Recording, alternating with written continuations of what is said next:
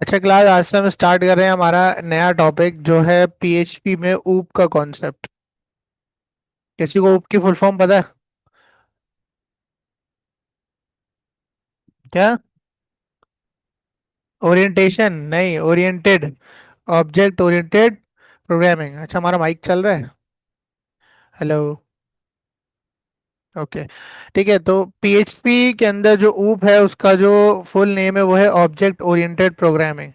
अच्छा, अगर आप ये समझ रहे हो कि ये पीएचपी का कोई कॉन्सेप्ट है तो आप गलत हो। ये पीएचपी का कोई कॉन्सेप्ट नहीं है और इसका कोई पीएचपी से लेना देना नहीं है। ठीक है। अब देखो, हम लोग जो है वो जब प्रोग्राम लिखते हैं, या चलो रियल लाइफ एग्जांपल लेते हैं कि लेट्स सपोज मुझे एक डेस्टिनेशन तक पहुंचना है, तो उस डेस्टिनेशन तक पहुंचने के 1000 रास्ते हो सकते हैं भाई। कुछ रास्ते मुश्किल होंगे, कुछ लंबे हो सकते हैं, कुछ छोटे हो सकते हैं, कुछ आसान हो सकते हैं, कुछ शॉर्टकट्स हो सकते हैं, कुछ सिक्योर हो सकते हैं और कुछ अनसिक्योर हो सकते हैं। ऐसा ही है। ठीक है। इसी तरह जो प्रोग्राम हम लिखते हैं, बेसिकली प्रोग्राम किसे कहते हैं, जो सेट ऑफ इंस्ट्रक्शंस हम लोग लिखते हैं, ठीक है, लाइन बाय लाइन जो कोड लिखते हैं, उसको लिखने के स्टाइल्स होते हैं। क्या होते हैं? स्टाइल्स, जिन्हें प्रोग्रामिंग पैराडाइम कहा जाता है। क्या कहा जाता है? Programming paradigm. प्रोग्रामिंग पैराडाइम कहते हैं एक कोड जो आपने लिखा है उसको आपने किस स्टाइल से लिखा है, किस तरीके से लिखा है, उसे पैराडाइम कहते हैं। जैसे कि लेट सपोज अगर मैं आप सबको अभी कायदे आदम पर एक ऐसे लिखने को दे दूं तो सब ऐसे तो लिख ही देंगे, लेकिन हो सकता है कि लाइबक का स्टाइल अलग हो, रोमान का स्टाइल अलग हो, तलाल का स्टाइल अलग हो और अभिया का स्टाइल अलग हो सकता है लाइबा जो है वो सारे का सारा जो कंटेंट है वो सारे एक साथ लिख दे 3 पेज के ऊपर। हो सकता है रोमान का स्टाइल हो गया, रोमान जो पैराग्राफ्स बना के लिखे। रोमान पहले इंट्रोडक्शन का पैराग्राफ बनाया है, फिर रोमान जो है वो हिस्ट्री बताया, फिर कायदे आजम की जद्दोजहद बताया, वगैरह वगैरह। ठीक है, तो ये अलग स्टाइल हो गया, लेकिन काम क्या हो रहा है? सेम है। काम जिसने किया वो भी सही है, जिसने किया है वो भी सही, लेकिन उसका किया हुआ काम ज्यादा एफिशिएंट है, ज्यादा ऑर्गेनाइजेबल है, ज्यादा सिक्योर भी कह सकते हो। ठीक है। तो हमें, हम जो है वो प्रोग्राम यानी जो कोड है वो किसी भी स्टाइल या पैराडाइम में लिख सकते हैं, लेकिन हमें वो पैराडाइम या वो स्टाइल चूज करना है जो बहुत ज्यादा ऑर्गेनाइजेबल हो, मेमोरी सेव करता हो, जिसमें कोड की रीयूजेबिलिटी बहुत ज्यादा हो, और सबसे बढ़कर वो सेफ हो, सिक्योर हो, जिससे आपका डेटा सिक्योर है, आपका डेटाबेस भी सिक्योर है। बात समझ आ रही? अभी तक हमने जो पैराडाइम यूज किया है वो था प्रोसीजरल प्रोग्रामिंग, प्रोसीजरल पैराडाइम। ठीक है, जिसमें हम लाइन बाय लाइन करते हैं और रॉ स्किल क्वेरीज का हम इस्तेमाल करके काम कर रहे थे। इसमें हम कोई स्पेसिफिक स्टाइल चूज नहीं कर रहे थे। एक पैराडाइम होता है जिसे कहते हैं फंक्शनल पैराडाइम, जिसमें हम अपने कोड के छोटे छोटे फंक्शंस बना देते हैं, उन्हें कॉल कर करके काम कर रहे होते हैं। ये कहलाती है, ये स्टाइल्स हैं कोड लिखने के। ठीक है, फंक्शनल प्रोग्रामिंग, जिसमें हम क्या करते हैं, अपने पूरे कोड के छोटे छोटे पीसेस बना के उन्हें फंक्शंस में रख के उन फंक्शंस को कॉल कर करके काम कर रहे होते हैं। तो फंक्शनल प्रोग्रामिंग में रियूजेबिलिटी होती है, लेकिन फंक्शनल प्रोग्रामिंग भी उस लेवल की रियूजेबिलिटी, मेंटेनेबिलिटी और सिक्योरिटी प्रोवाइड नहीं करती। ठीक है। इसी तरह डिक्लेरेटिव प्रोग्रामिंग और बहुत सारी प्रोग्रामिंग पैराडाइम्स हैं, जिनमें से एक पैराडाइम है जिसका नाम है ऊप। इसका मतलब है सर ऊप कोई भला नहीं है, ऊप कोड लिखने का तरीका है। ऊप से भी हम डेटाबेस में वैल्यू ही भेजेंगे जो हम रॉ एसक्यूएल क्वेरी से भेज सकते हैं। ऊप से भी अपडेट करेंगे वैल्यूज को जो हम रॉ एसक्यूएल क्वेरी से भी कर सकते हैं, जो हम अभी तक करते आ रहे हैं। क्वेरी लिखी चला दी, लेकिन अब ऐसा नहीं करेंगे। अब हम कौन सा स्टाइल चूज करेंगे? ऊप। ऊप ऊप प्रोग्रामिंग के एरा का सबसे ज्यादा रियूजेबल, सबसे ज्यादा ऑर्गेनाइजेबल, ऑप्टिमाइज्ड और सिक्योरेस्ट पैराडाइम माना जाता है, और ये आपके पास दुनिया की हर प्रोग्रामिंग स्क्रिप्टिंग लैंग्वेज में पाया जाता है। यानी जावास्क्रिप्ट में भी ऊप का पैराडाइम होता है। यानी जावास्क्रिप्ट में आप चाहो तो आप जो है फंक्शंस बना के काम कर लो, या आप ऊप के जरिए काम कर लो, काम क्या होगा? सेम होगा, लेकिन ज्यादा एफिशिएंट कौन सा होगा? ऊप वाला पैराडाइम। ठीक है, वो आहिस्ता आहिस्ता आपको पता चलेगा कि भाई किस बेसिस पे बात कर रहा हूँ कि ऊप क्यों इतना एफिशिएंट है जो इसे पॉपुलर किया गया है। पाइथन उठा लो, जावा उठा लो, जावास्क्रिप्ट उठा लो, पीएचपी उठा लो, सी शार्प उठा लो, सी उठा लो, सब में ऊप है, क्योंकि ऊप सबसे ज्यादा एफिशिएंट पैराडाइम है। ठीक है। आओ थोड़ा सा सर्च करते हैं ऊप के बारे में। सिर्फ लिखते हैं इंटरनेट पे ऊप। Object oriented programming is a way of writing a computer code, मतलब वही स्टाइल है कोड लिखने का तरीका। ठीक है। करेंगे हम इससे भी एक रेडी, लेकिन लिखने का तरीका क्या होगा? डिफरेंट होगा, अलग होगा, यानी सिंटेक्स अलग होगा। By organising software around objects rather than just the logic. ठीक है, अब ये ऑब्जेक्ट्स क्या भला है ये एक्सप्लेन करते हैं अभी आपको। An object bundles data attributes and action methods together. वो कह रहा है एक ऑब्जेक्ट में क्या होता है, डेटा एट्रीब्यूट्स होते हैं और फंक्शंस होते हैं, यानी एक्शंस होते हैं। क्या होते हैं? एक्शन यानी मेथड्स होते हैं। ठीक है, अब ऊप के अंदर जो मेन कॉन्सेप्ट है ना वो है सबसे पहले क्लास का। ठीक है, लेकिन उससे पहले हम समझते हैं ऊप का जो पैराडाइम है ना, वो इतना आसान है कि अगर आप इसको जितना रियल वर्ल्ड से कंपेयर करोगे ना उतना इसको आपके लिए समझना आसान हो जाएगा। और इसको समझना बाकी लॉजिक को समझने से बहुत ज्यादा आसान है। ठीक है, देखो हम क्या करते हैं, हमें अगर लेट सपोज किसी स्टूडेंट का डेटा उठाना है तो हम डायरेक्टली डेटा उठा लेते हैं, उन्हें वेरिएबल्स में पटक देते हैं और क्वेरी में रखकर चला देते हैं। ये एफिशिएंट वे नहीं है। आपको कैसे पता यही वही सारी वैल्यूज थी, कुछ मिस नहीं हुआ, कुछ आगे पीछे नहीं हुआ? आपको कैसे पता चलेगा? कोई बंडल तो नहीं था ना उसका, स्टूडेंट का, कि स्टूडेंट का कोई आपने जो है वो एक वो बना के रखा हुआ है ब्लूप्रिंट के, भाई स्टूडेंट की ये वैल्यूज मुझे लेनी है। बस जो फॉर्म से आ रही है उठाई पटकी और क्वेरी में डाल के छोड़ दी। अब देखो ऑब्जेक्ट ओरिएंटेड प्रोग्रामिंग में हर चीज जो बेस है ना वो ऑब्जेक्ट्स के अराउंड करती है। अगर आपको ऑब्जेक्ट समझ आ गया ना तो आपको पूरी ऊप समझ आ जाएगी। छह कॉन्सेप्ट्स हैं बस ऊप के अंदर, और वो समझ लिए पूरी ऊपी छह कॉन्सेप्ट्स पे है। पूरी ऊपी किस पर है? छह कॉन्सेप्ट्स पर है। ठीक है, ये आपने समझ रहे हैं। ठीक है, इंशाल्लाह हम सारे पढ़ेंगे। अब ये ऑब्जेक्ट क्या भला है? अच्छा रियल वर्ल्ड पे आते हैं। This is object, this is object, this is object. मैं खुद अपने आप को ऑब्जेक्ट कह सकता हूँ, ये भी ऑब्जेक्ट है। हर चीज इस दुनिया में एक ऑब्जेक्ट है जिसकी एग्जिस्टेंस है। वो चीज ऑब्जेक्ट है जिसकी, क्या तुम जिन्नात को ऑब्जेक्ट बोलोगे? वो तो नजर ही नहीं आते, उनकी तो एग्जिस्टेंस ही नहीं है लेकिन एक तरह से नहीं भी है। ऐसा ही है। ठीक है, तो जिस चीज की एग्जिस्टेंस है, जिसे फिजिकली टच किया जा सकता है, देखा जा सकता है, या जो इस दुनिया में एरिया लेती है, जगह लेती है, वो ऑब्जेक्ट है। अब इस दुनिया के हर ऑब्जेक्ट के पास दो चीजें हैं। कितनी चीजें हैं? दो, इससे ज्यादा हो ही नहीं सकती।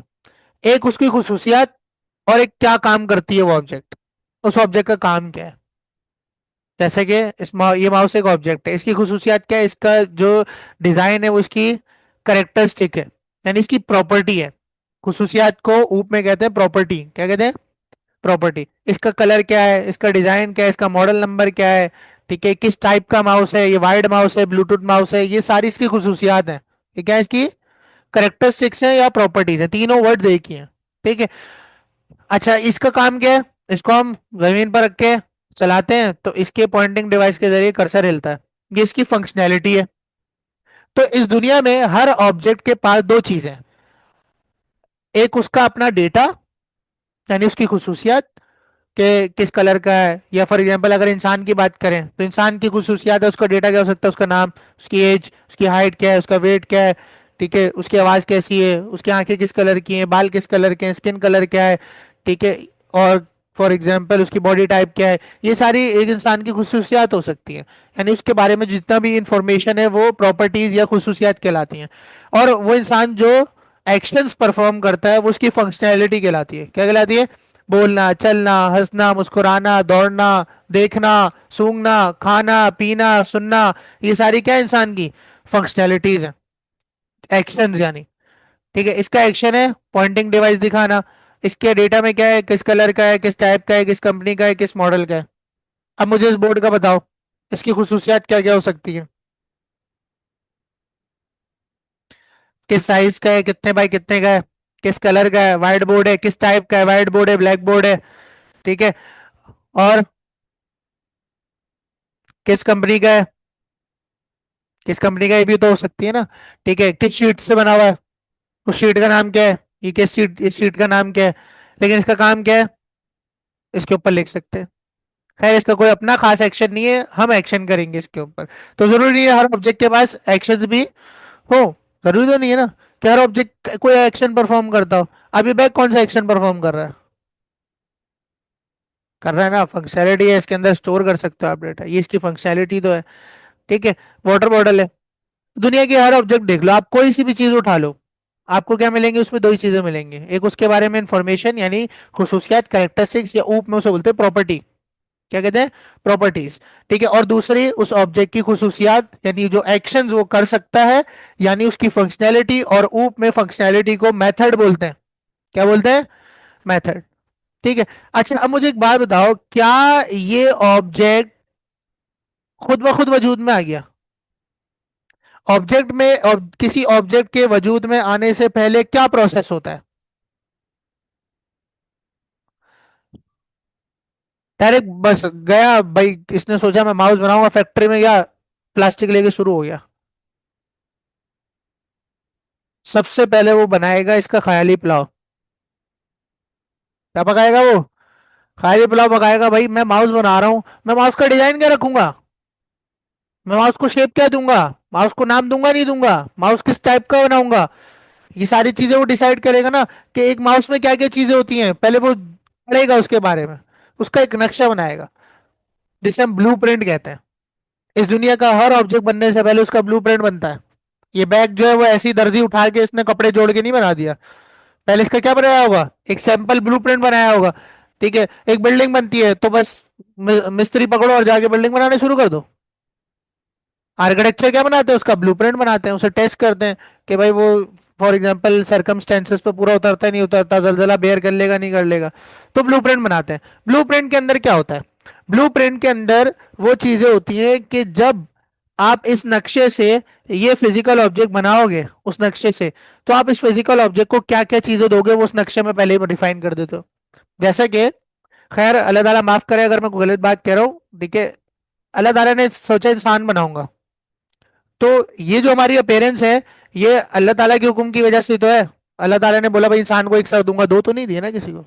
एक सर दूंगा, दो आंखें दूंगा, दो कान दूंगा, दो हाथ दूंगा, और सबके पास है। ठीक है। और इंसान के कितने ऑब्जेक्ट्स हैं इस दुनिया में? 8 बिलियन के करीब, 8.8 बिलियन या 9 बिलियन के करीब ऑब्जेक्ट्स हैं इस दुनिया में इंसान हो गए। सबके पास सर है, सबके पास आंखें हैं, कान है, नाक है। ठीक है। लेकिन सबकी वैल्यूज अलग है। सिर्फ वैल्यू बदल जाने से सब जो है वो अलग अलग दिखते हैं। है सब इंसान ही। सर सबके पास है, मेरे पास भी सर है, तुम्हारे पास भी सर है, लेकिन हम दोनों अलग दिखते हैं। क्यों? क्योंकि आंखें तो अल्लाह ताला ने दोनों को दी हैं, लेकिन उसका स्ट्रक्चर क्या कर दिया? चेंज कर दिया, जिसकी वजह से आप अलग दिख रहे हो। है तो आंखें दोनों के पास ही ना। अल्लाह ताला ने बोला मैं इंसान को दो आंखें दूंगा, एक सर दूंगा, बाल दूंगा, हाथ दूंगा, पैर दूंगा, ये सारा अल्लाह ताला ने नक्शे में डिफाइन कर दिया। अब नक्शा बन गया। नक्शा बनने के बाद रियल वर्ल्ड ऑब्जेक्ट बनाया। क्या बनाया हुआ है? Real world object. ऑब्जेक्ट बनाते हुए उसकी सूरत डिफाइन हुई है ना। ऐसा ही है। अब हो सकता है वो पहले से डिफाइंड हो, मैं सिर्फ एग्जांपल के लिए बोल रहा हूँ, अल्लाह ताला माफ करे अगर कोई गलत बात कह रहा हूँ, समझाने के लिए बता रहा हूँ। ठीक है। जाहिर सी बात है उसे तो पहले से पता है कि अब जो इंसान बनेगा वो कैसे दिखेगा। ठीक है। तो ये है। अब इसी तरह एक आर्किटेक्चर ने डिफाइन कर दिया नक्शे के ऊपर, भाई बिल्डिंग बनाऊंगा, बिल्डिंग के इतने फ्लोर होंगे, 4 फ्लोर होंगे, हैं क्या? अभी तो नहीं है ना, अभी तो नक्शे पे ख्याली पुलाव पक रहा है।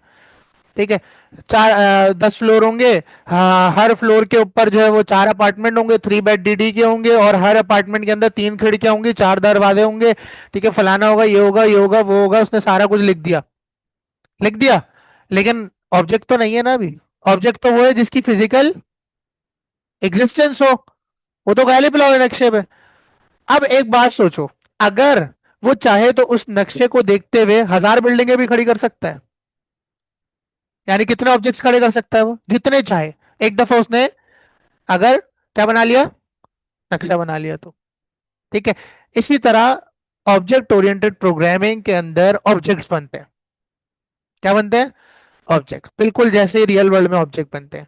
और हर ऑब्जेक्ट के पास कितनी चीजें होती हैं? दो चीजें होती हैं, प्रॉपर्टीज और मेथड्स। ठीक है। लेकिन उस ऑब्जेक्ट को वो प्रॉपर्टीज और मेथड्स कहां से मिलते हैं? उसके नक्शे से। जैसे कि बिल्डिंग को 10 फ्लोर कहां से मिले? उसके नक्शे से। बिल्डिंग को 3 दरवाजे कहां से मिले? नक्शे से। हर अपार्टमेंट में 3 खिड़कियां होंगी, कहां से मिला? नक्शे से मिला। तो हर ऑब्जेक्ट को जो वो प्रॉपर्टीज और मेथड्स अलॉट किए जा रहे हैं वो नक्शे से किए जा रहे हैं। तो इसका मतलब है एक नक्शा और बहुत सारे ऑब्जेक्ट्स। एक नक्शा और ये कहलाती है रियूजेबिलिटी। तो इसका मतलब है ऑब्जेक्ट से भी पहले क्या बनेगा? नक्शा। और उसी नक्शे को ऊप में क्लास कहते हैं। क्या कहते हैं? नीचे डेफिनेशन पढ़ो क्लास की। बात समझ आई थी? ठीक है। मुझे ऊप के अंदर हर चीज का एक ऑब्जेक्ट बनाना है। अब मान लो मैं जो है वो एक स्टूडेंट मैनेजमेंट सिस्टम बना रहा हूँ।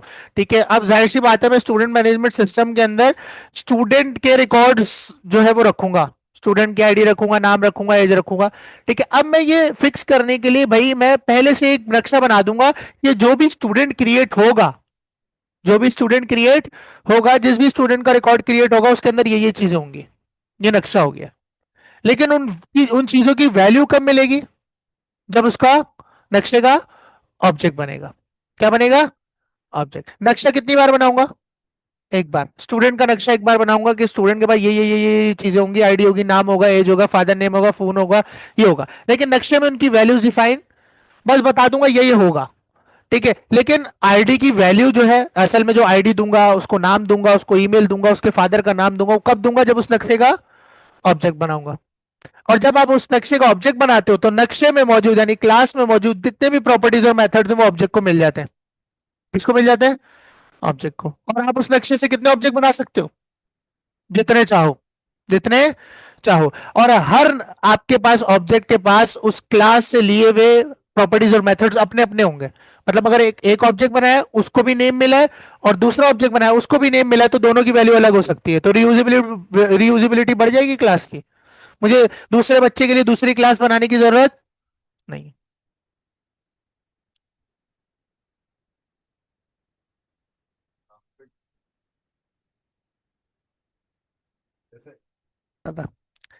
ठीक है। तो ऊप आपको ये कहता है कि आप जो है ना एक सीक्वेंस में काम करो, एक तरीके से काम करो कि लेट सपोज अगर आपको एक स्टूडेंट मैनेजमेंट सिस्टम बनाना है, उसके अंदर अगर आपको डेटाबेस में स्टूडेंट की डिटेल्स भेजनी है, टीचर्स की डिटेल्स भेजनी है, तो आप क्या करो, आप अपने पीएचपी के अंदर ऊप के जरिए उस स्टूडेंट और टीचर की जो जो डिटेल्स आपको हर दफा चाहिए, हर रिकॉर्ड क्रिएट होने पर उसकी एक क्लास बना दो, एक नक्शा बना के दे दो कि भाई जब स्टूडेंट क्रिएट होगा तो उसको ये चीजें देनी है। स्टूडेंट को आईडी देनी है, नाम देना है, एज देनी है, वगैरह वगैरह। टीचर को आईडी देनी है, नाम देना है, उसको ईमेल देनी है, उसको बैच असाइन करना है, वगैरह वगैरह। जब आप क्लास बना दोगे ना, और जब आप उस क्लास से ऑब्जेक्ट बनाओगे, तो उस ऑब्जेक्ट के अंदर जितनी भी डिटेल्स है वो आपको देनी पड़ेगी। इससे आपका एक फायदा होगा कि आपके पास एक जो है ना फोकस है कि भाई आपको ये चीजें देनी ही देनी है। आपको क्लैरिटी मिल गई कि भाई हाँ ये चीजें देनी, ये नहीं कि भाई जो फॉर्म से उठाया पटका और रॉ एसक्यूएल क्वेरी में भेज दिया। तो अब हम क्या करेंगे, हम जो फॉर्म से वैल्यूज उठाएंगे उसे करेंगे ऑब्जेक्ट में बंद। और ऑब्जेक्ट बनाने के लिए उस ऑब्जेक्ट का पहले नक्शा बनाएंगे जिसे क्या कहते हैं? क्लास कहते हैं। ठीक है। तो ये आपके पास दो मेन कॉन्सेप्ट हैं, सबसे पहले ऊप के क्लास और ऑब्जेक्ट। अगर आपने ये समझ लिए तो बाकी के चार कॉन्सेप्ट हलवा हैं आपके लिए। ठीक है। 50% ऊप क्लास और ऑब्जेक्ट है। छोटा सा है ऊप, इतना वो लंबी चौड़ी नहीं है ऊप के अंदर। ठीक है। आओ थोड़ा सा इसको समझने की कोशिश करते हैं। जैम्प ओपन करते हैं,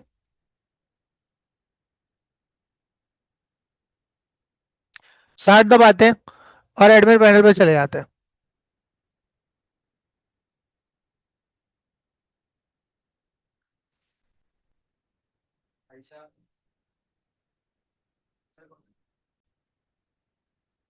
अच्छा, अब चलते हैं हम लोग सी में। सी में जाने के बाद हम लोग चलते हैं जैम्प में, एच डॉक्स में जाएंगे, और यहाँ पर हम एक फोल्डर बना लेंगे ऊप के नाम से। ठीक है, ऑलरेडी है तो हम थोड़ा सा यहाँ पर एक पी एक्स्ट्रा लगा देंगे। ठीक है, इसे ओपन कर लेंगे अपने वीएस कोड के अंदर। ठीक है। अब एक क्लैरिटी रखने के लिए कि किस मॉड्यूल की क्या क्या वैल्यूज मुझे चाहिए होंगी जब मैं डेटाबेस में भेजूंगा, उसके लिए मैं उस मॉड्यूल की हमेशा क्लास बनाऊंगा। स्टूडेंट के रिकॉर्ड्स के लिए एक अलग क्लास बना दूंगा, टीचर्स के लिए अलग, एनिमल के लिए अलग बना दूंगा लेट सपोज, और स्कूल्स के लिए बना दूंगा, कॉलेज के लिए बना दूंगा, वगैरह वगैरह, एडमिन के लिए, कस्टमर के लिए, ठीक है, ऑर्डर्स के लिए। तो जिस जिसकी वैल्यूज मुझे लेनी है उसकी मैं क्लास बना दूंगा। तो मैंने यहाँ पर एक फाइल ले ली इंडेक्स डॉट पीएचपी। तो बजाय इसके कि मैं एक एक वेरिएबल के अंदर एक एक वैल्यू रखूं, तो मेरा हल था एरे बना दूं। लेकिन एरे भी कितना बड़ा बना लूंगा? और एरे बनाने के बाद क्या करना पड़ेगा, एरे को डायरेक्टली आप डेटाबेस में नहीं भेज सकते। एरे को डायरेक्टली डेटाबेस में नहीं भेज सकते, लेकिन आप ऑब्जेक्ट को भेज सकते हो। आओ चेक करते हैं कैसे। सबसे पहले आप खोलेंगे पीएचपी का टैग। क्या खोलेंगे?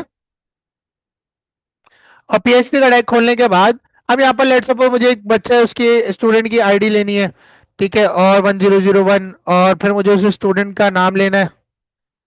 ठीक है, और यहाँ मैंने कर दिया लेट सपोज तैयब वगैरह वगैरह। ऐसे मैंने चार पांच वेरिएबल बना लिए। अब दूसरे बच्चे के लिए दोबारा रिपीट कर लिए, तीसरे बच्चे के लिए दोबारा रिपीट कर लिए। अब मुझे होश आया कि यार मैं एक वैल्यू भूल गया, मैं ईमेल डालना भूल गया स्टूडेंट की। तो हर स्टूडेंट के लिए ईमेल का वेरिएबल भी बनाना पड़ेगा, हर जगह जाकर बनाना पड़ेगा। लेकिन ऊप अगर मैं यूज करूं तो मेरी ये रीयूजेबिलिटी बढ़ जाती है।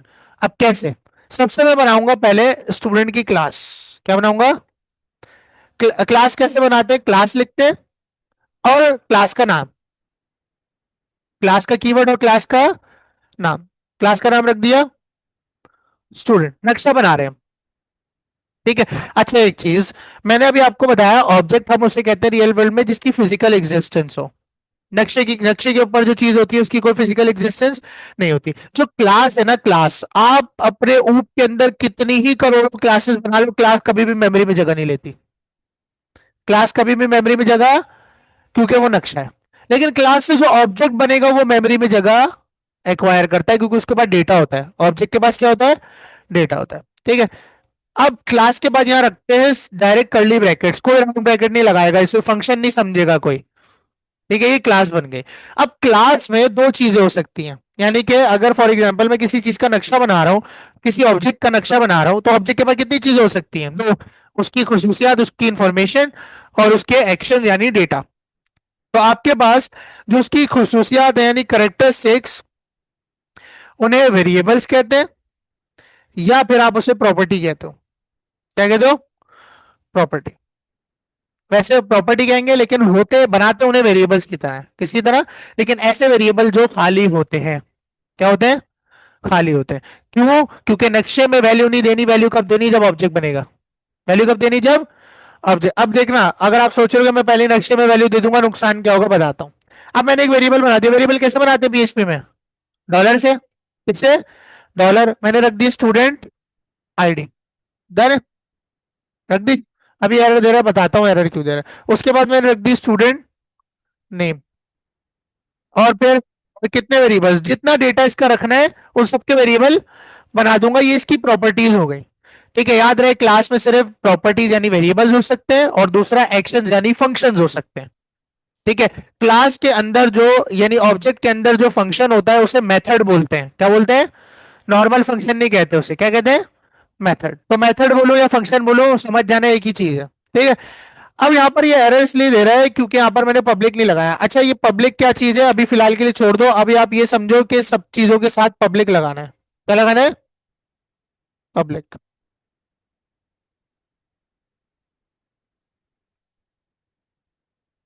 ठीक है। अभी आपने ये समझना है कि सब चीजों के साथ क्या लगेगा? बस पब्लिक लगेगा। ठीक है, ये इनकैप्सुलेशन का कॉन्सेप्ट है, मैं इनकैप्सुलेशन में पढ़ाऊंगा। बस आपने ये समझना है कि तमाम प्रॉपर्टीज और फंक्शंस के साथ अभी क्या लगाना है? पीछे पब्लिक। पब्लिक मतलब हर जगह अवेलेबल। हर जगह अवेलेबल। अब आपने क्लास बनाई, एक नक्शा बनाया है स्टूडेंट के रिकॉर्ड्स के लिए, जिसमें आपने क्या रख दिया? आईडी रख दी, नाम रख दी, और ईमेल। ये स्टूडेंट की प्रॉपर्टीज है, यानी उसके बारे में इंफॉर्मेशन के वेरिएबल्स। और दूसरा क्या बन सकता है क्लास में? फंक्शंस। यानी वो अगर फॉर एग्जांपल इस क्लास से कोई ऑब्जेक्ट बनता है, इस नक्शे से कोई ऑब्जेक्ट बनता है, इस ब्लूप्रिंट से कोई ऑब्जेक्ट बनता है, तो उसके पास क्या क्या फंक्शनैलिटी होनी चाहिए, वो फंक्शन इसी में बनेंगे।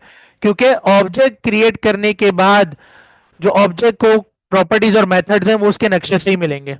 किससे मिलेंगे? उसके नक्शे से।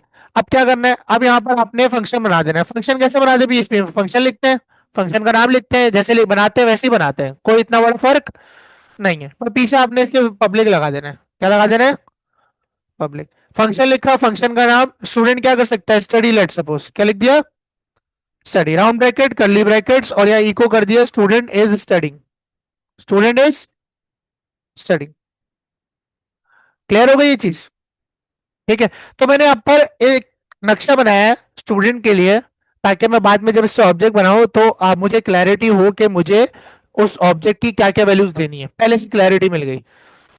ठीक है, एक स्ट्रक्चर डिफाइन कर दिया कि स्टूडेंट की ये वैल्यूज लूंगा, इसी तरह टीचर का स्ट्रक्चर बना दूंगा जिसे नक्शा कहूंगा। ठीक है, अब इस नक्शे को यूज करते हुए मैं हजारों स्टूडेंट जनरेट कर सकता हूँ, यानी हजारों स्टूडेंट्स के ऑब्जेक्ट्स क्रिएट कर सकता हूँ। क्या कर सकता हूँ? ऑब्जेक्ट्स। ठीक है, मैंने कितनी प्रॉपर्टीज बनाई है? 3। और मेरे पास मेथड्स कितने हैं? एक मेथड है। प्रॉपर्टीज कितनी है? 3, यानी वेरिएबल्स कितने हैं? 3। और फंक्शंस कितने हैं? एक, यानी मेथड एक है। ठीक है, कितनी ही प्रॉपर्टीज और मेथड्स आप इसमें बना सकते हो, कोई रिस्ट्रिक्शन नहीं है। ठीक है, अच्छा सर ये बन गया। अब सर आप बोल रहे हैं कि क्लास जो है वो मेमोरी में जगह नहीं लेती, तो इसका मतलब है जो चीज एग्जिस्ट करती होगी वही जगह आपके पास ऑब्जेक्ट कहलाएगी, तो क्लास ऑब्जेक्ट तो नहीं है। क्लास तो बस उस ऑब्जेक्ट जो बनेगा उसका क्या है? नक्शा है। अब इस नक्शे से ऑब्जेक्ट क्रिएट करना रियल वर्ल्ड। अब रियल में तो हम लोग जाहिर सी बात है मटेरियल यूज करेंगे, 3D ऑब्जेक्ट बनाएंगे, लेकिन ऊप के अंदर ऑब्जेक्ट कैसे बनता है ये देखो। आपके पास कंप्यूटर के अंदर हम उस चीज को बोलेंगे कि एग्जिस्ट करती है जो मेमोरी में जगह लेती होगी। अब क्लास तो मेमोरी में जगह, तो अब क्लास को तो हम ऑब्जेक्ट बोल नहीं सकते। ठीक है, अब क्लास से बनाना है ऑब्जेक्ट। क्या बनाना है? ऑब्जेक्ट। कैसे बनता है ऑब्जेक्ट? बनता है इस तरह कि आपने लिखना होता है क्लास का नाम, यानी जिस नक्शे से आपने ऑब्जेक्ट बनाना है उस नक्शे का नाम, और उसके आगे आपने लगा देना राउंड ब्रैकेट। क्या लगा देने? Round bracket. अब ये नक्शा तो बन गया, तो सॉरी ऑब्जेक्ट तो बन गया, लेकिन ये ऑब्जेक्ट आपकी मेमोरी में नहीं है, और मेमोरी में नहीं है तो ऑब्जेक्ट नहीं बोलेंगे। अब इस पर्टिकुलर ऑब्जेक्ट को मेमोरी में डालने के लिए इससे पीछे लगाते हैं हम न्यू का कीवर्ड। किसका कीवर्ड? ये बन गया आपका ऑब्जेक्ट। इस तरह ऑब्जेक्ट बनता है। किसी भी ऊप के अंदर किसी भी क्लास का ऑब्जेक्ट कैसे बनता है? न्यू का कीवर्ड लिखते हैं, क्लास का नाम और उसके आगे राउंड ब्रैकेट, ये ऑब्जेक्ट बन गया। ठीक है, इसका मतलब है सर इस ऑब्जेक्ट को वो तमाम प्रॉपर्टीज और मेथड्स मिल गए होंगे जो इस ऑब्जेक्ट के नक्शे के पास थे। ठीक है, अब इस ऑब्जेक्ट का आप नाम भी रख सकते हो, एक वेरिएबल में निकाल लो। किसमें निकाल लूंगा? स्टूडेंट 1। मैंने ऑब्जेक्ट उठाया, किसमें रख दिया? स्टूडेंट 1 में। तो मेरा पूरा का पूरा जो ऑब्जेक्ट कहाँ आ चुका है? स्टूडेंट 1 में आ चुका है। अच्छा, अब थोड़ा सा ये न्यू कीवर्ड देख लो, न्यू कीवर्ड इन ऊप, तो मैं समझाना चाह रहा हूँ। देखो, in object oriented programming the new keyword is an operator used to instantiate a class by dynamically allocating memory। मतलब ये क्या करता है? क्लास की इंस्टेंस, अच्छा ऑब्जेक्ट को क्लास की इंस्टेंस भी कहते हैं। Instance of a class is called object. Instance of a class is called object. और क्लास की इंस्टेंस बनती है न्यू के कीवर्ड से। और क्लास की इंस्टेंस बनने का मतलब है कि आपने क्लास से ऑब्जेक्ट बनाया और उसे मेमोरी में रख दिया। और मेमोरी कौन एलोकेट करके देता है आपको? न्यू का कीवर्ड। कौन एलोकेट करके देता है? न्यू का कीवर्ड। फिर पढ़ो, is an operator used to instantiate a class by dynamically allocating memory for a new object on the heap memory। ठीक है, it acts as a bridge that transform an abstract class blueprint into a concrete object that exists in your system memory। क्या कह रहे हैं कि ये क्या करता है? आपकी क्लास जो ब्लूप्रिंट है उसको कन्वर्ट करता है एक कॉन्क्रीट ऑब्जेक्ट में, एक फिजिकल ऑब्जेक्ट के अंदर, और उसे सिस्टम मेमोरी में रख देता है। ठीक है, और मैंने उससे भी निकाल कर किसमें रख दिया? एक वेरिएबल में, ताकि मैं इसे फर्दर इस्तेमाल कर सकूं, वरना तो ऑब्जेक्ट यही बना है। ये ऑब्जेक्ट है, ये क्या बना है? न्यू ने जगह दी और ये ऑब्जेक्ट बन गया आपका, आ गया। क्लियर है ये चीज? ठीक है, और उसका नाम, ऑब्जेक्ट का नाम क्या रख दिया? स्टूडेंट 1। अब मुझे इस स्टूडेंट 1 को, अब देखो मैंने आपको बताया है कि जब ऑब्जेक्ट बनेगा किसी क्लास से बनेगा तो क्लास के अंदर जो प्रॉपर्टीज और मेथड्स थे वो तमाम ऑब्जेक्ट को मिल जाएंगे, और वो उसके अपने होंगे। उसकी वैल्यूज भी अलग हो सकती हैं। अगर मैं एक और ऑब्जेक्ट बनाऊं तो उसका नाम अलग नहीं रख सकता क्या? स्टूडेंट 1 का नाम अलग होगा, स्टूडेंट 2 का नाम अलग होगा। इसका मतलब है जब भी ऑब्जेक्ट बनेगा तो उसे ये तमाम प्रॉपर्टीज और मेथड्स बिल्कुल फ्रेश स्टेट में उसके अपने मिलेंगे। देखो, नाम मेरे पास भी है, नेम का वेरिएबल मेरे पास भी है, नेम का वेरिएबल इसके पास भी है, नेम का वेरिएबल, हम तीनों अलग अलग ऑब्जेक्ट्स हैं, लेकिन वैल्यू क्या है नेम के वेरिएबल की? डिफरेंट है। ऐसा ही है, इसी तरह हर ऑब्जेक्ट के पास स्टूडेंट आईडी भी होगी, स्टूडेंट नेम भी होगा, स्टूडेंट ईमेल भी होगी, और स्टडी का फंक्शन भी होगा, लेकिन सबका अपना अपना होगा, सब अपनी अपनी वैल्यू खुद डिसाइड करेंगे। ठीक है, ऐसा नहीं है कि मेरा नाम ओवरराइट हो रहा है इसके साथ या इसका नाम ओवरराइट हो रहा है इसके साथ। उसके पास अपने नेम का वेरिएबल अलग क्रिएट होके मिलेगा, उसे मेरा अलग मिलेगा और इसको अलग मिलेगा। तो स्टूडेंट 1 का नेम अलग होगा, स्टूडेंट 2 का अलग होगा। अब देखो, अब आपको क्या करना है, स्टूडेंट वन में स्टूडेंट आईडी भी है, नेम भी है और ईमेल भी है और स्टडी का फंक्शन भी है। अब आपको स्टूडेंट वन को आईडी देनी है। स्टूडेंट वन को क्या देनी है, आईडी। ऑब्जेक्ट तो बना दिया ना, अब ये एग्जिस्ट करता है। अब फॉर एग्जांपल एक बच्चा सामने एग्जिस्ट करता है तो उस आईडी नहीं देगा अपने, देगा ना। अब आईडी कैसे दोगे इस ऑब्जेक्ट को, ऑब्जेक्ट का नाम लिखेंगे। क्या लिखेंगे, ऑब्जेक्ट का नाम। अब ऑब्जेक्ट में से किसी प्रॉपर्टी को एक्सेस करने के लिए सिंगल एरो ऑपरेटर लगता है। ये पीएचपी में क्या लगता है, सिंगल एरो ऑपरेटर। ये क्या कहेंगे, माइनस और ग्रेटर देन, एरो बना दिया। ठीक है। अब यहां देखो, अगर मैं लिखूं स्टूडेंट, सारी चीजें मिल गई। इस ऑब्जेक्ट को सारी चीजें मिली हुई है, देख रहे हो। जो मैंने बात करी है कि जब किसी क्लास का ऑब्जेक्ट बनेगा तो क्लास में जितने प्रॉपर्टीज और मेथड्स थे वो उस ऑब्जेक्ट को मिल जाते हैं और एम्प्टी स्टेट के साथ मिलते हैं। किसके साथ मिलते हैं, एम्प्टी स्टेट के साथ। मतलब स्टूडेंट ईमेल का वेरिएबल तो है लेकिन अभी कोई वैल्यू नहीं दी हुई, आईडी भी है लेकिन इस स्टूडेंट वन को कोई वैल्यू नहीं दी हुई, ना नेम की वैल्यू दी है। तो मैंने बोला स्टूडेंट आईडी, और स्टूडेंट आईडी मैंने असाइन कर दी क्या, 1001। इसी तरह मैं फिर आया, फिर आने के बाद मैंने यहाँ पर एंटर किया, मैंने बोला अब दोबारा स्टूडेंट वन के पास जाओ। कहाँ जाओ, ठीक है, और क्या करो, अब स्टूडेंट नेम दो। क्या दो, स्टूडेंट नेम दो। और स्टूडेंट नेम लेट सपोज मैंने दे दिया रोमान। ठीक है, उसके बाद मैंने कहा फिर स्टूडेंट वन को बुलाओ और उसमें से कौन सा वेरिएबल उठाओ, ईमेल, और उसको ईमेल क्या दे दो, roman@gmail.com। उसके बाद मैंने बोला स्टूडेंट वन में जाओ और उसका कौन सा फंक्शन कॉल करो, स्टडी का फंक्शन। कौन सा फंक्शन, स्टडी का। और कॉल कैसे करते हैं, राउंड ब्रैकेट लगते हैं, आपको पता है जब फंक्शन कॉल करते हैं। तो आपके पास आपने क्या किया, आपने एक नक्शा बनाया स्टूडेंट के लिए, जिससे आपको क्लैरिटी मिल गई कि जब एक स्टूडेंट का रिकॉर्ड क्रिएट होगा तो उसको क्या क्या चीजें देनी है। ये नक्शे में बता दिया आपने, लेकिन उसकी वैल्यू डिसाइड नहीं की। जब आपने इस नक्शे से ऑब्जेक्ट बनाया, न्यू स्टूडेंट, ये ऑब्जेक्ट बनाया, ऑब्जेक्ट उठा के इसमें रख दिया, तो अब ऑब्जेक्ट को किससे कंट्रोल करूंगा, इस वेरिएबल से कंट्रोल करूंगा। किससे कंट्रोल करूंगा, वरना देखो अगर मैं इसके आगे भी सिंगल एरो लगाऊं तो मुझे यहां पर भी वो सारी चीजें मिल रही। बात समझ आ रही। लेकिन मैं ऑर्गेनाइज करने के लिए मैंने उसको पहले एक वेरिएबल में रखा फिर एरो लगाया। बात समझ आ रही। ऑब्जेक्ट तो यही है, न्यू स्टूडेंट जो हमने लिखा है। क्लियर है, ठीक है। उठा के ऑब्जेक्ट को किस में रख दिया, स्टूडेंट वन में। तो स्टूडेंट वन को अब एक नॉर्मल वेरिएबल नहीं कहोगे, एक ऑब्जेक्ट रेफरेंस वेरिएबल है। एक ऐसा वेरिएबल है जो आपके ऑब्जेक्ट को रेफर कर रहा है। किसे रेफर कर रहा है, आपके ऑब्जेक्ट को। फिर हमने बोला स्टूडेंट वन के जो ऑब्जेक्ट के अंदर जो प्रॉपर्टी थी कि किस नाम से, सो आईडी, उसे क्या दे दो, वन। स्टूडेंट वन को नाम क्या दे दो, रोमान। स्टूडेंट टू को ईमेल क्या दे दो, roman@gmail.com, और उसका स्टडी का फंक्शन भी चला दो। इसी तरह अब मैं एक और ऑब्जेक्ट बना सकता हूं। मैंने बोला फिर से एक और ऑब्जेक्ट बनाओ। क्या करो, क्लास कितनी बार बनाई, और ऑब्जेक्ट चाहूं कितनी भी बार बना सकता हूं, और इस ऑब्जेक्ट का नाम मैंने अलग रख दिया, स्टूडेंट टू कर दिया। अब स्टूडेंट टू के पास अपनी आईडी होगी, अपना नाम होगा, अपनी ईमेल होगी और स्टडी का फंक्शन होगा। उसकी वैल्यूज का ताल्लुक स्टूडेंट वन की वैल्यूज से नहीं है। उसको अपने नए वेरिएबल्स मिले, इस चारों पांचों। बात समझ आती है, ठीक है। अब ये तीनों चारों लाइंस में ऐसे कॉपी कर रहा हूं और यहां पर मैं नीचे इसके पेस्ट कर रहा हूं और यहाँ वन की जगह कर दूंगा बस टू।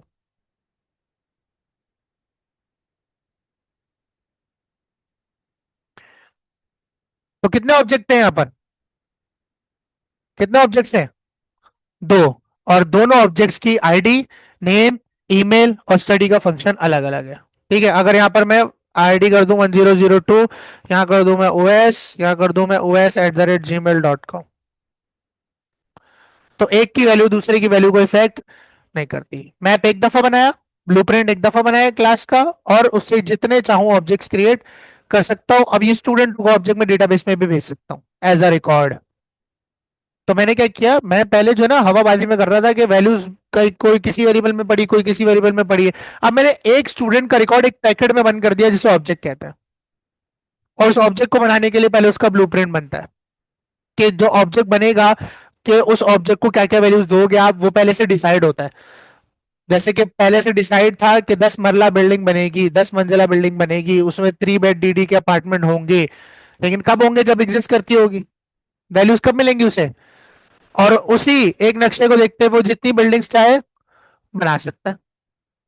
और सबको वैल्यूज क्या दे सकता है, एक को फॉर एग्जाम्पल से बोला भाई मैं 10 मरला बिल्डिंग बनाऊंगा, उसको कलर दूंगा, एक को ब्लैक कलर दे दिया, एक को रेड कलर दे दिया, भर दिया ना, बिल्डिंग तो है ना।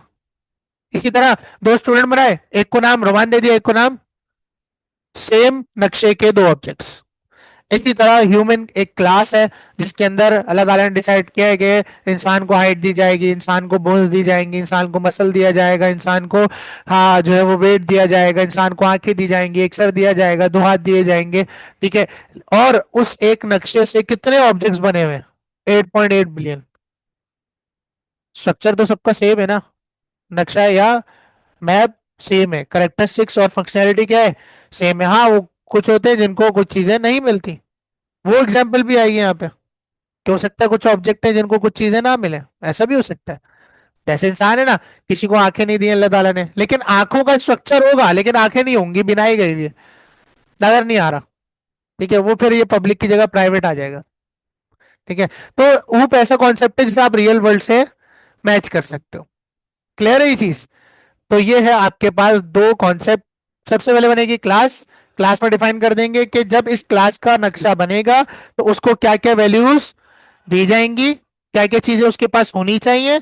ऑब्जेक्ट बनाया, जैसी ऑब्जेक्ट बनाया है आपके पास ये, आपके पास सारी चीजें एक नए सिरे से इस ऑब्जेक्ट को मिल गई। ये ऑब्जेक्ट रख दिया आपने इस वेरिएबल में और इस वेरिएबल के जरिए आपने उस ऑब्जेक्ट की तमाम वैल्यूज डिफाइन कर दी।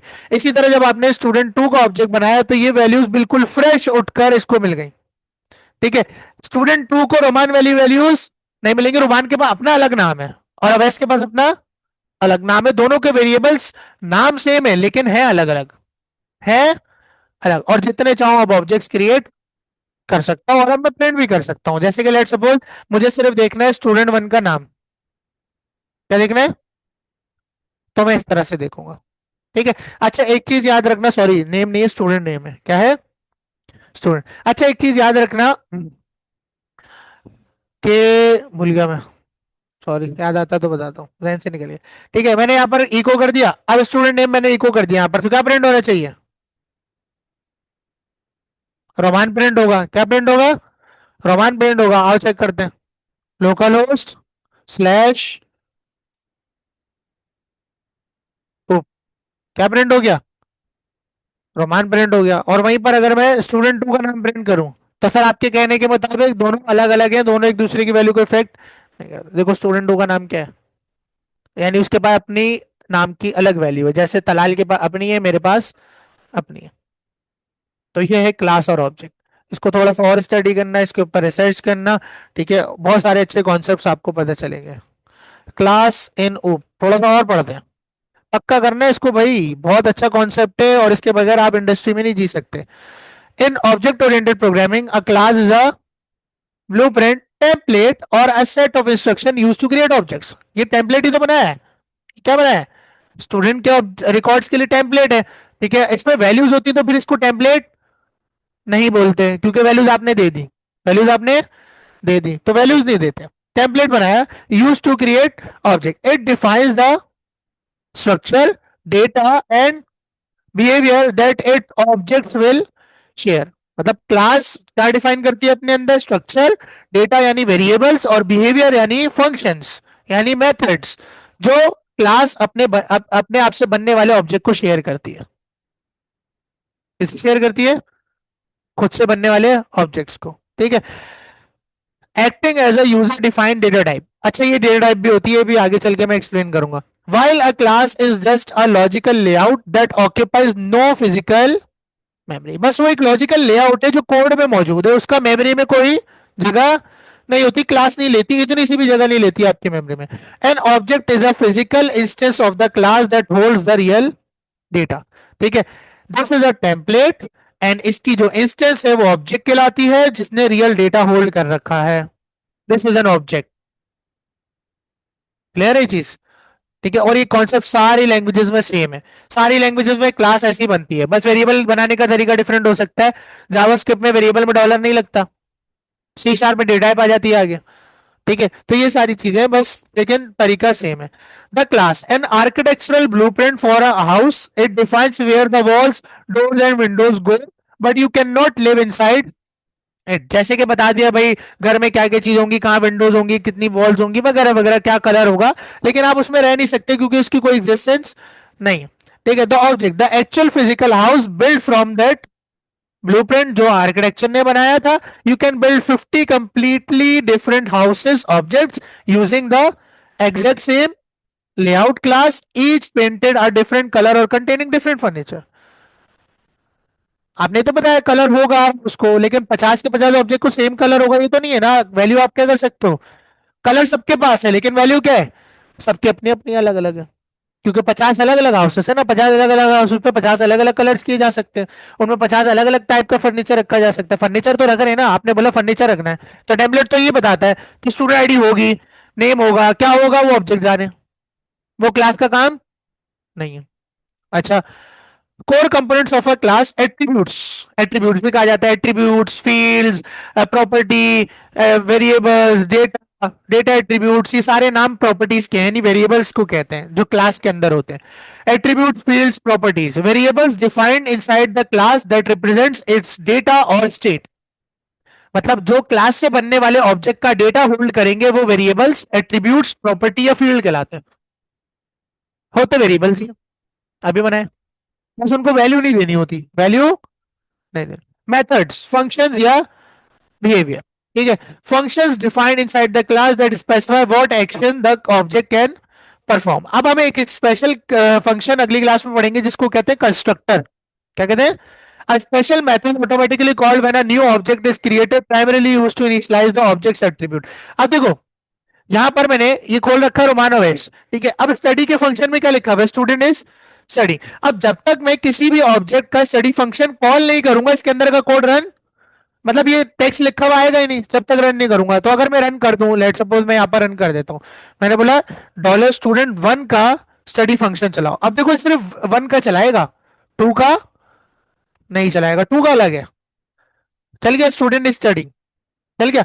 बस कंस्ट्रक्टर जो है ना एक ऐसा स्पेशल फंक्शन होता है क्लास के अंदर, और ये ऊप का कॉन्सेप्ट है। इसका मतलब अगर आप सी शार्प में भी ऊप पढ़ रहे हो तो तब भी कंस्ट्रक्टर का कॉन्सेप्ट मिलेगा, जावा में पढ़ रहे हो हर जगह मिलेगा, ऊप का कॉन्सेप्ट, लैंग्वेज का कॉन्सेप्ट नहीं है ये, ठीक है।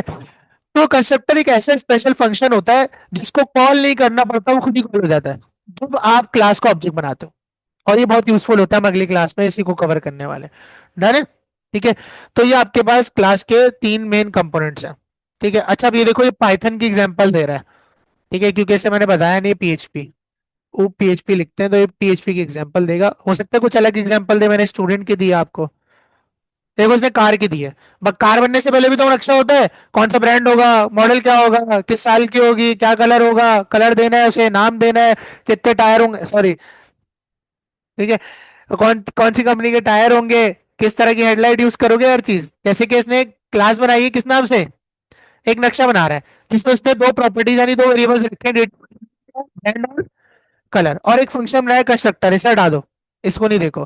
फिर उसने एक बनाया डिस्प्ले इन्फो के नाम से, किस नाम से, जिसमें दिखा रहा है this is a car of this colour, जो ऊपर कलर है, और दिस ब्रांड, यानी जो ऊपर ब्रांड में वैल्यू आएगी वेरिएबल के अंदर, यानी कि लिखा हुआ है this is a car red of Corolla brand या टोयोटा ब्रांड, इस तरह से। तो इसने क्या किया देखो, न्यू कार से क्या बनाया, एक ऑब्जेक्ट बनाया, और इसने कलर की वैल्यू क्या दी, सॉरी ब्रांड की वैल्यू क्या दी, और कलर की वैल्यू क्या दी, रेड। तो डिस्प्ले में आएगा this car is red Toyota, ठीक है। ये मैं सिखाऊंगा ये दिस वगैरह क्या है, ठीक है, बस दिखाने का मकसद है कि समझो इस चीज को, ठीक है। फिर आपके पास और भी कॉन्सेप्ट आ जाते हैं। अच्छा ऊप के ना चार पिलर हैं, क्लास ऑब्जेक्ट आदि ऊप यही हो जाती है, ठीक है, कॉन्फिडेंस देने के लिए बता रहा हूं, ठीक है। ऊप के चार पिलर्स हैं, जब आपको क्लास और ऑब्जेक्ट समझ आ जाए तो क्लास और ऑब्जेक्ट्स में और मजीद कॉम्प्लेक्स कॉन्सेप्ट्स हैं जिनको ऊप के चार पिलर्स कहते हैं, ठीक है। जिनमें सबसे पहला पिलर है इनहेरिटेंस, दूसरा है इनकैप्सुलेशन, तीसरा है एब्स्ट्रैक्शन, और चौथा है पॉलीमॉर्फिज्म। तो ये चार कॉन्सेप्ट पढ़ लिए, क्लास ऑब्जेक्ट पढ़ लिया, कंस्ट्रक्टर ऊप पूरी, आपको किसी और चीज की जरूरत नहीं है।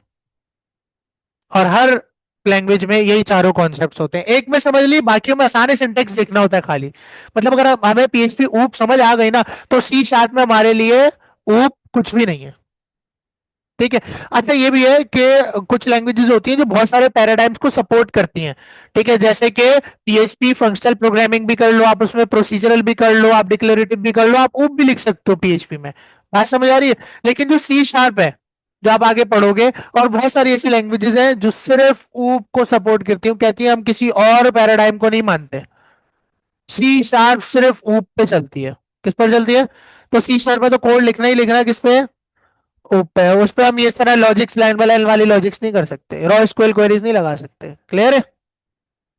बात समझ आती है? ठीक है। तो ये दो कॉन्सेप्ट्स आपने करने अपने पक्के। क्लास ब्लूप्रिंट, ब्लूप्रिंट से बना ऑब्जेक्ट, ऑब्जेक्ट को वो तमाम प्रॉपर्टीज और मेथड्स मिले जो नक्शे में दिए थे, और फिर ऑब्जेक्ट डिसाइड करेगा कि उन प्रॉपर्टीज और मेथड्स की वैल्यू क्या होगी। ठीक है कि ऑब्जेक्ट वन ने बोला मेरा नाम होगा रोमान, ऑब्जेक्ट टू ने बोला मेरा नाम होगा ओवैस। बात समझ आती है?